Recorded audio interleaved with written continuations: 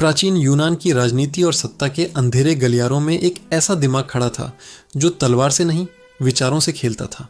Aristotle. उसने अपने गुरु Socrates को केवल सवाल पूछने की सजा में मरते देखा था और उसी दिन उसने समझ लिया था कि सच को चिल्लाकर नहीं, परतों में लपेट कर बचाया जाता है। अरस्तु ने कहा, मनुष्य एक राजनीतिक प्राणी है, लेकिन इस साधारण वाक्य के भीतर छिपा था सबसे खतरनाक अर्थ। हर इंसान में व्यवस्था को समझने और बदलने की क्षमता है।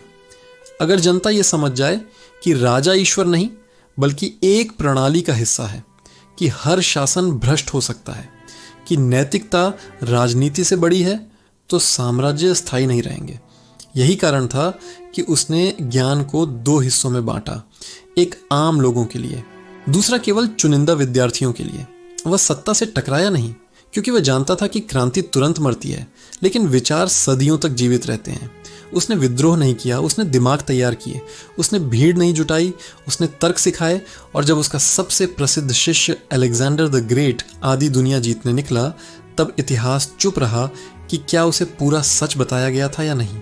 शायद अरस्तु जानता था कि ज्ञान शक्ति है और शक्ति को बिना रणनीति के उजागर करना आत्मघात है।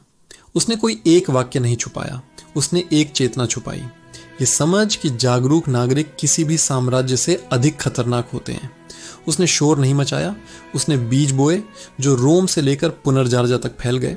और शायद असली खतरनाक सच यही था कि जब लोग सोचने लगते हैं तो डर सत्ता के दिल में पैदा होता है, जनता के नहीं।